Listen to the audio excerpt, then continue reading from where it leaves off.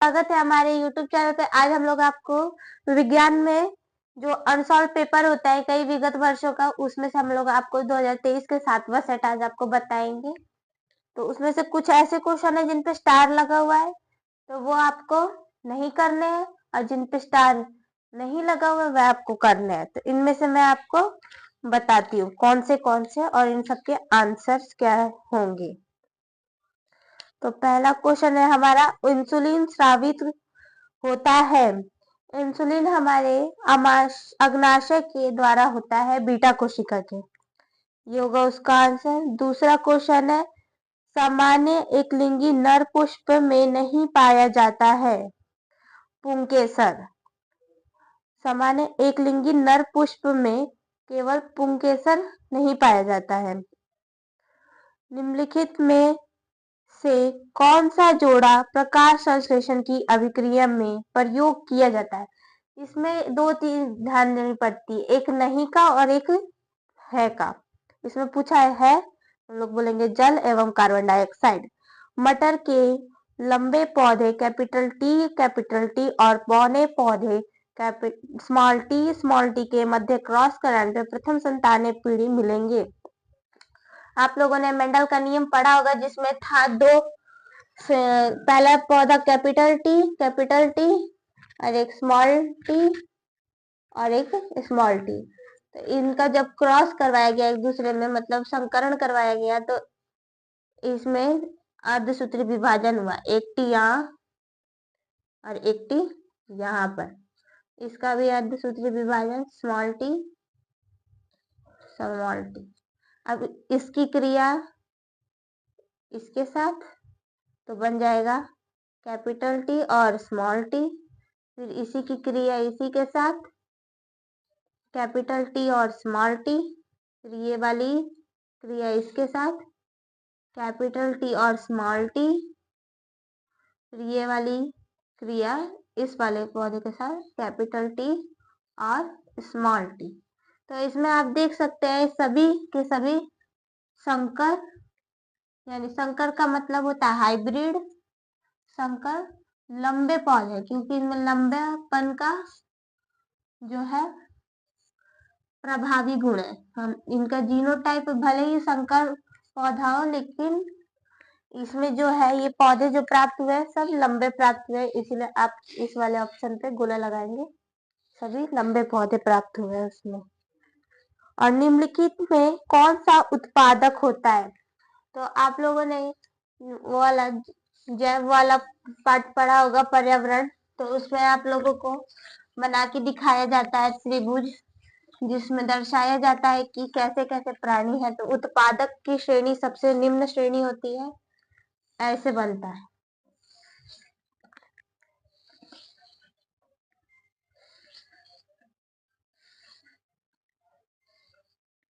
यह आपका रहता है उत्पादक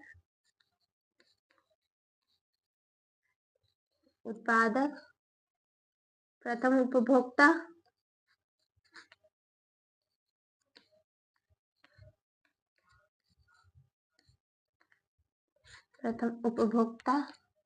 यहाँ होता है तृतीय उपभोक्ता,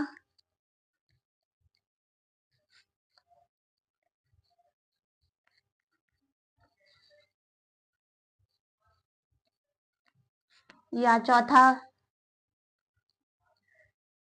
तो ये जो होता है ये सभी हरे पौधे उत्पादक होते हैं, सभी हरे पौधे। और आपके प्रथम उपभोक्ता होते हैं शाकाहारी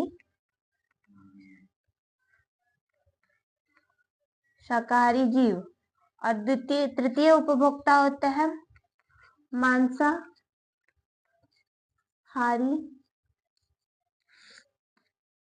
और चतुर्थ उपभोक्ता होते हैं मांसाहारी से भी ज्यादा बड़ा है। मांसाहारी वो भी होते हैं, लेकिन वो उनसे ज्यादा होते हैं, उच्च वर्ग के मांसाहारी।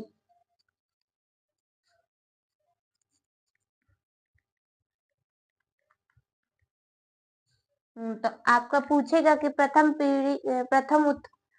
उत्पादक कौन होता है। तो आपको यही बताना है, सभी हरे पौधे उत्पादक की श्रेणी में आते हैं। ये आपका क्वेश्चन है। क्वेश्चन है आप लोगों का, प्लास्टर ऑफ पेरिस का रासायनिक सूत्र क्या है? तो आप लोगों को पता है प्लास्टर ऑफ पेरिस जिप्सम से प्राप्त होता है, जिसमें जिप्सम को तेज ताप पर गर्म किया जाता है, केल्विन के ताप पर, और उसमें से जल को निकाला जाता है। तो जिप्सम का सूत्र होता है CaSO4 इंटू हाफ H2O। ये होता है आपका प्लास्टर ऑफ पेरिस। इसको POP कहते हैं। इसका कार्य होता है मूर्ति बनाना, हाथ टूट जाने पे जो प्लास्टर लगता है उसमें इस्तेमाल होता है। उसके बाद जो घरों में पुट्टी की जाती है और पेंट लगाया जाता है उसमें भी किया जाता है इसका प्रयोग। निम्नलिखित में से कौन सी दहन अभिक्रिया है? दहन अभिक्रिया में ऊष्मा और प्रकाश अलग हो जाते हैं सब। तो इनमें से अगर 4 ऑप्शन आपको दिया तो दहन अभिक्रिया होगी CH4 प्लस O2 बराबर सूर्य बराबर होगा CO2 प्लस 2H2O प्लस होगा आपका बाहर जो निकल रहा है आपका दहन अभिक्रिया में ऊष्मा और प्रकाश दोनों उत्पन्न होती है। ऊष्मा प्लस प्रकाश, ऊष्मा और प्रकाश का निकलना ही दहन अभिक्रिया कहलाता है। तो ठीक है, अब आपको दिया हुआ एक सूत्र यूपीएससी नाम लिखने के लिए, इसका यूपीएससी नाम पूछा है। आपका सूत्र है CH3 और CH2OH। आप जानते हैं ये OH जुड़ा है तो ये अल्कोहल समूह का है। OH जहां भी आता है वो अल्कोहल समूह का होता है, एल्डिहाइड। तो इसमें आपका होगा C1 C2 और ये 3 2 5। तो फिर सूत्र हमारा होता है CnH2n प्लस 1। इसी सूत्र पे बैठाएंगे और प्लस हमारा क्रियात्मक समूह है OH। इसी सूत्र पे बैठाते हैं और देखते हैं इसका नाम क्या है। 1 2 C2 है तो N की जगह पे N बराबर 2, तो C2H 2 गुणे 2 प्लस 1 प्लस OH। तो हमारा हो गया है यहाँ पे C2H5OH। यह आपका है एथेनॉल। मैथ, एथ, प्रोप, ब्यूट, फेट, हेक्स, ये सब आपको याद करना पड़ेगा। तो ये मैथ नहीं एथ है, क्योंकि 2 परमाणु संख्या है कार्बन की, तो ये एथ हो गया। तो इसका नाम होगा एथेनॉल।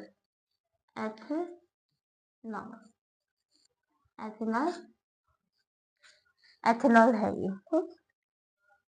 इथेनॉल एथेनॉल, ये ए का मात्रा इधर होगा।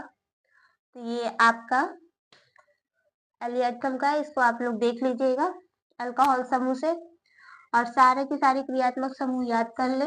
ये पेपर में यूपीएससी नाम लिखने के लिए आता है आपका 5 नंबर तक का, इसमें आपको नाम लिखना होगा इसलिए। अब आपका दिया है एक स्टार वाला है, तो स्टार वाला तो आपको नहीं करना है। हम लोग अब देखते हैं इनमें से किस दर्पण से दृष्टि क्षेत्र अधिकतम होता है। दृष्टि क्षेत्र, इनमें से किस दर्पण द्वारा दृष्टि क्षेत्र अधिकतम होता है? तो इसका आंसर होगा आपका उत्तल दर्पण। इनमें से कौन सा कथन असत्य है? देखिएगा, सत्य और असत्य में होता है चुंबकीय क्षेत्र रेखाएं चुंबक के ऊपर उत्तरी ध्रुव से प्रकट होती हैं। यह तो सत्य है। चुंबकीय क्षेत्र रेखाएं चुंबक के भीतर दक्षिण से उत्तरी ध्रुव की ओर होती है, यह भी सही है। चुंबकीय क्षेत्र रेखाएं बंद वक्र होती हैं, यह भी सही है। चुंबकीय क्षेत्र रेखाएं परस्पर एक दूसरे को प्रतिच्छेद करती हैं, तो यह गलत है, ये गलत है, गलत नहीं है, गलत है। देखिए हम आपको बना के दिखाते हैं कि आखिर में ये कहना क्या चाहता है।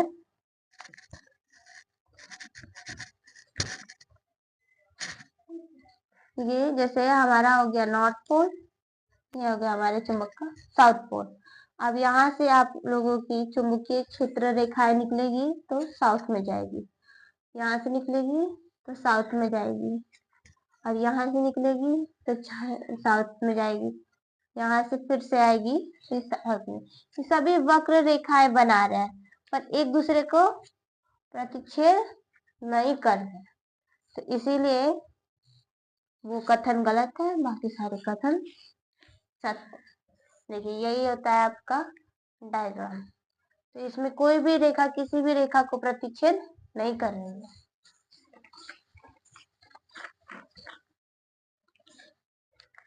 हाँ अब आपका है, आगे चलते हैं वर्णनात्मक प्रश्न पर। देखिए अब पहला प्रश्न आपका वर्णनात्मक प्रश्न में, एक अवतल दर्पण से किसी वस्तु का आभासी प्रतिबिंब प्राप्त करने के लिए किरण आरेख बनाए, इस दर्पण का कोई एक उपयोग भी बताएं। तो आप जानते हैं कि अवतल दर्पण से एक ही आभासी प्रतिबिंब बनता है जो सबसे लास्ट वाला होता है। जब आपका दर्पण मान लीजिए ये अवतल दर्पण है, इसके बाहर की तरफ पेंट किया गया है और अंदर की तरफ आपका परावर्तक पृष्ठ है, और ये आपका मुख्य अक्ष, यह आपका ध्रुव P, जिसे ध्रुव P से ध्रुव को दर्शाता है, F से फोकस, C से वक्रता केंद्र। आपका वस्तु मान लीजिए यहाँ है फोकस और ध्रुव के मध्य। तो ये आपका वस्तु बना है कि जो वस्तु है एक रेखा इसकी यहाँ से जा रही है और एक इस जगह से है फोकस दूरी से होते हुए। अब देख सकते हैं ये तो इधर से टकरा के फिर से वापस हो गई सारी रेखाएं, लेकिन हम लोग देखते हैं कि इधर आने पे दूर हो रही है, यहाँ जाने पे पास आ रही है। तो अगर पास आ रही है तो जरूर है, हम आभास करते हैं कि दर्पण की किसी दूसरी तरफ ये दोनों रेखाएं एक दूसरे को प्रतिच्छेद करेंगी। हम लोग इसे आगे बढ़ा के ले जा रहे हैं। देखिए आभासी प्रतिबिंब को जहां पर भी एक दूसरे को, यहाँ पे भी एक दूसरे को प्रतिच्छेद करें यानी इंटरसेक्ट की, तो फिर जहां पर भी इंटरसेक्ट होता है वहीं पे दूसरा प्रतिबिंब बनता है। हमारा ये मान लीजिए ए है और ये बी है, तो ये हमारा सीधा प्रतिबिंब बनता है ए डैश बी डैश। दर्पण के दाईं ओर बनता है, प्लस में बनता है, आभासी बनता है, वस्तु से बड़ा बनता है, यही आपका किरण आरेख है। और हमारी वस्तु जो होती है वो ऋणात्मक तरफ होती है, वस्तु छोटी होती है और फोकस दूरी और ध्रुव के मध्य होती है। ये हो गया आपका किरण आरेख। अब एक इसका उपयोग बताना, इसका यही उपयोग होगा कि डॉक्टर जो आंख नाक कान की विशेषज्ञ होता है उनको आंख और कान में कुछ बड़ी चीजों को देखना होता है, कोई भी आपकी दिक्कत हो तो आंख नाक कान की, तो उन सब के उपयोग में ये उपयोग में लाया जाता है। तो ठीक है, आज के लिए यहीं तक रखते हैं, कल हम आपको आगे के क्वेश्चन के बारे में बताएंगे। तब तक के लिए घर से पढ़ते रहिए, ओम का नियम ये सारी चीजें हैं विस्थापित करते रहिए, पढ़ते रहिए। हमारे चैनल को सब्सक्राइब कीजिए। ठीक है, आगे मिलते हैं वीडियो में। इसका आप चित्र बना लीजिएगा।